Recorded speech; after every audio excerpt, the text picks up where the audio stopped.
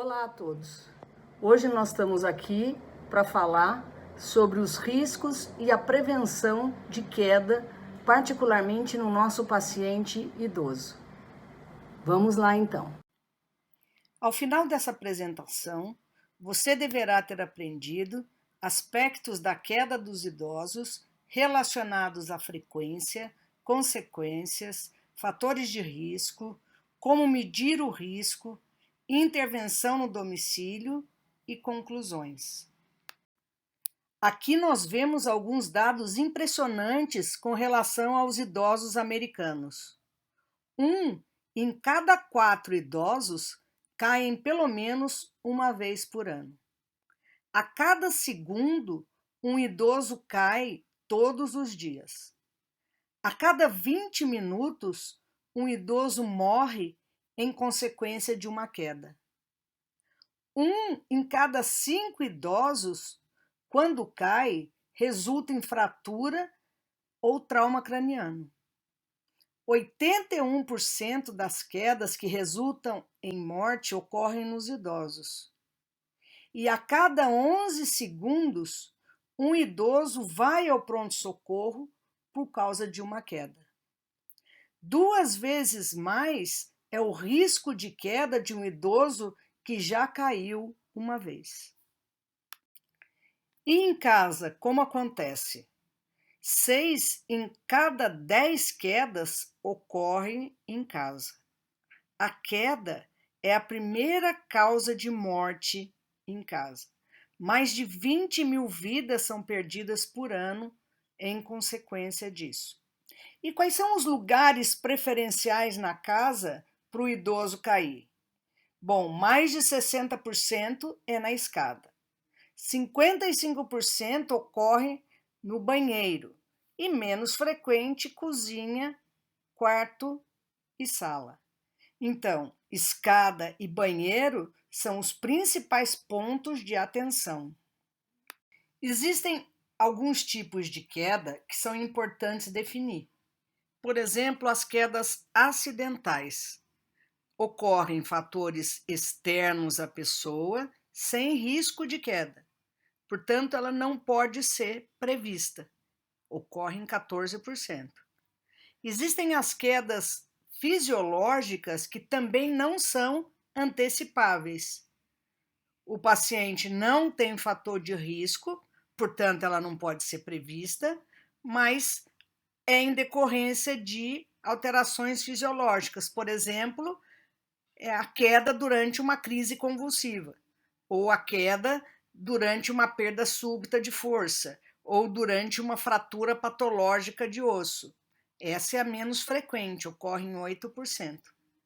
E tem as quedas fisiológicas que são antecipáveis. São alterações fisiológicas com risco de queda. E, portanto, elas são potencialmente previsíveis. Ocorrem quase 80% dos idosos. Esse slide parece um pouco complexo, mas ele mostra por que os idosos caem mais do que os adultos, por exemplo. Nós vemos que o risco para quedas repetidas é o máximo no idoso porque os fatores se somam. São as doenças crônicas, o uso de várias medicações, perda da mobilidade, que só vão aumentando os fatores de risco com o envelhecimento. Aqui nós vemos dados do Brasil. 30% dos nossos idosos caem pelo menos uma vez por ano. Mas se falamos daqueles com mais de 80 anos, 60% caem pelo menos uma vez por ano. Mas olha o tamanho da encrenca. De cada 4 idosos que caem e fraturam, um morre. Mas ninguém vai lembrar que ele morreu porque caiu. Vão lembrar que ele fez uma cirurgia para fratura de fêmur e morreu de complicações pós-operatórias, ou que fraturou a bacia e morreu de infecção. Mas, na verdade, ele morreu porque ele caiu, fraturou e aí desencadeia uma série de outras complicações. Mais uma vez, nós vemos que queda é um mau negócio. A queda como causa de óbito em idosos é a sexta causa. A queda, que necessitou hospitalização, provavelmente por fratura, aumenta o risco de morte em até 50%. A queda, como morte acidental após os 75 anos, representa 70%. E qualquer queda relacionando com óbito em idoso, 12%. Para avaliar o risco de queda, podemos usar a escala de Morse. Ela inclui 6 parâmetros que são pontuados. Se o idoso precisa de auxílio para deambulação, como muleta, bengala ou andador, vai ganhar 15 pontos. Se ele se apoia na parede ou mobília por medo de cair, aí já ganha 30 pontos. Os demais não pontuam, como os que andam sem apoio ou apoiados em alguém, ou cadeirantes, ou está em repouso no leito e não se levantam.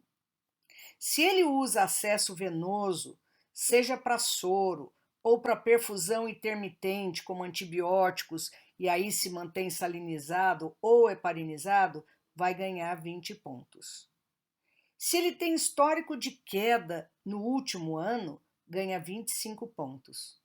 Quanto ao estado mental, ele vai marcar 15 pontos se não for consciente das suas limitações. Ele, por exemplo, pode superestimar ou esquecer suas limitações com relação ao risco de queda, mesmo que seja orientado no tempo e no espaço. O tipo de marcha é importante também. Quando ele se desequilibra fácil, anda curvado, mas é capaz de erguer a cabeça e andar, pode até se apoiar levemente em algum mobiliário, vai ganhar 10 pontos. Mas se apresentar déficit de marcha, com dificuldade para se levantar, andar sempre com a cabeça baixa, concentrado no chão, se agarrar a tudo por desequilibrar, aí 20 pontos.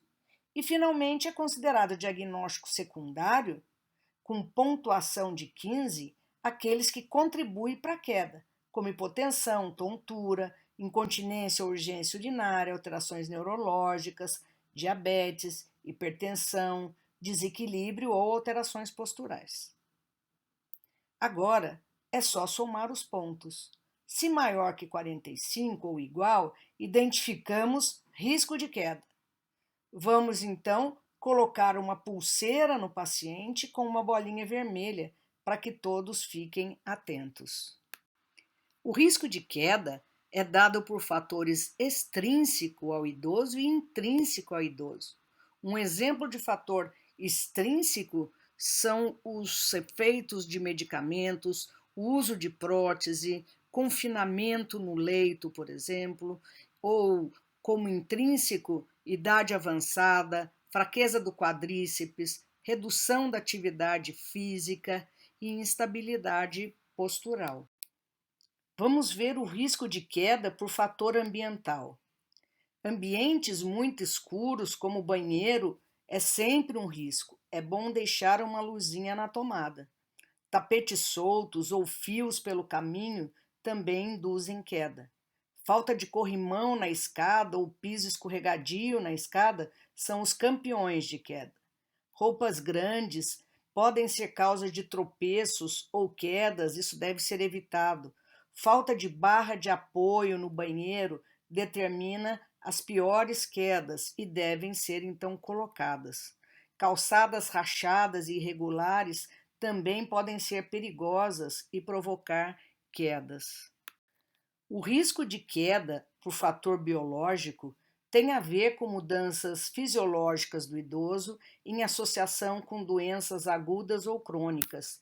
Tem interferência o aumento da idade, a perda da massa muscular, que pode ser por idade avançada ou desnutrição, ou doenças associadas, ou mesmo imobilismo.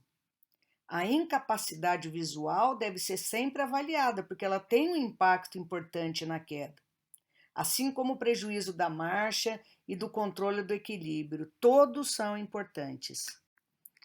Também tem o risco de queda comportamental, como o histórico de quedas múltiplas, uso de 3 ou mais medicações, abuso de álcool, inatividade e sedentarismo, alimentação inadequada ou insuficiente, além da perda do equilíbrio, que também pode ser por perda de massa muscular ou se associar com os remédios.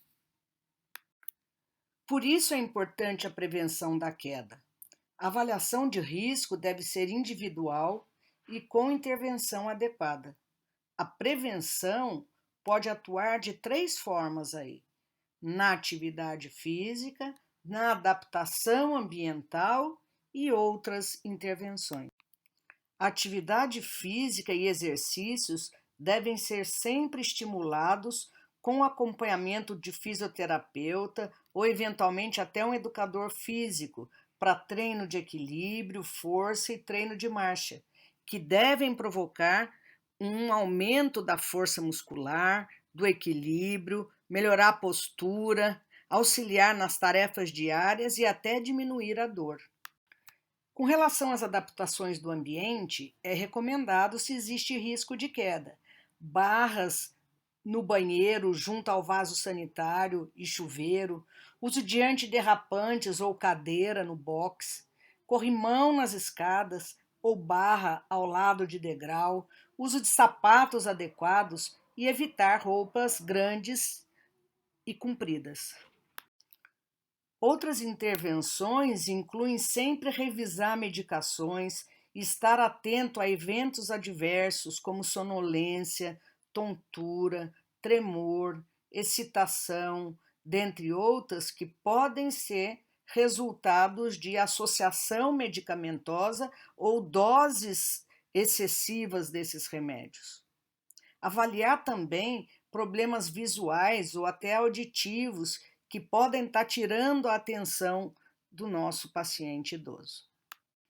E podemos concluir lembrando a importância de medir e monitorar o risco de queda e, se houver, avaliar a necessidade de intervenção física, com fisioterapia motora, adaptação ambiental, especial atenção para escada e banheiro, e avaliar também outros riscos, como remédios, o risco visual, risco auditivo, são todos muito importantes e se somam em aumentar a gravidade da queda. Então é isso, pessoal. Grata pela oportunidade, mãos à obra, e hoje fico por aqui. Até a próxima.